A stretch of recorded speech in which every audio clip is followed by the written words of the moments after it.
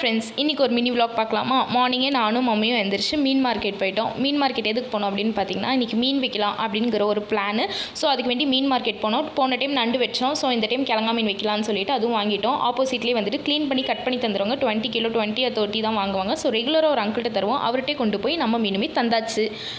அவரும் சூப்பராக கட் பண்ணி தந்துட்டார். அது வாங்கிட்டு நம்ம வீட்டுக்கு வந்துட்டோம். வீட்டுக்கு வந்த உடனே ரசம், மீன் வறுவல், சாப்பாடு அப்படிங்கிற ஒரு பிளான் வந்துருச்சு. ஸோ ரசம் சாப்பாடு வைக்கிறதுக்கு முன்னாடி நம்ம மீனுக்கு வந்துட்டு கழுவி வாஷ் பண்ணி மசாலா போட்டு ஃப்ரிட்ஜில் வச்சிடலாம். அதுக்கப்புறம் ரசம் வச்சிடலாம். ரசம் வைக்கிறது அவ்வளோ பெரிய ஒர்க் இல்லை இல்லையா? ஸோ அதுவுமே வந்துட்டு சீக்கிரம் மசாலா ஸ்பைசஸ் எல்லாமே எடுத்து சீக்கிரம் அதுவுமே வச்சாச்சு. மீனுக்கு மசாலா கொடுக்கும் போதே சைட் பைடில் சாதமும் ரெடி ஆயிருந்துச்சு. ஸோ அதுவுமே இறக்கிட்டோம்.